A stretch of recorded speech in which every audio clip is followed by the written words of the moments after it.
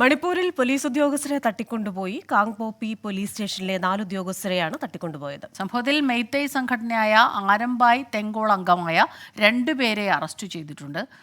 അച്യുതൻ ചേരുന്നുണ്ട് ഡൽഹിയിൽ നിന്ന് വിവരങ്ങളുമായി. അച്യുതൻ, വീണ്ടും സംഘർഷം അതിലേക്ക് കടക്കുകയാണോ കാര്യങ്ങൾ?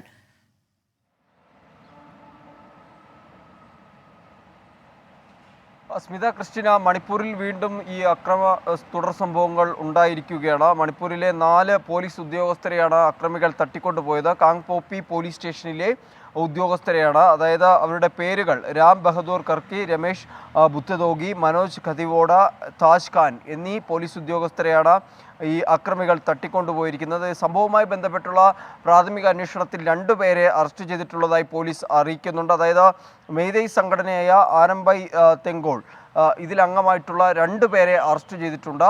ഈ പോലീസുകാർക്കായിട്ടുള്ള തെരച്ചിൽ, അവരെ കണ്ടുപിടിക്കുന്നതുമായി ബന്ധപ്പെട്ടുള്ള അന്വേഷണം പുരോഗമിക്കുകയാണ്.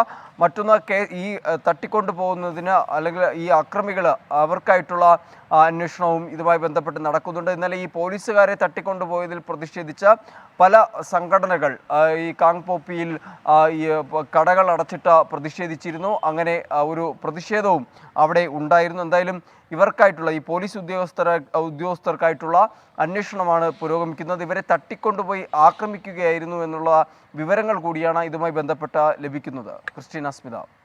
ശരി, അച്യുതനാണ് വിവരങ്ങളുമായി നമുക്കൊപ്പം ചേർന്നത്.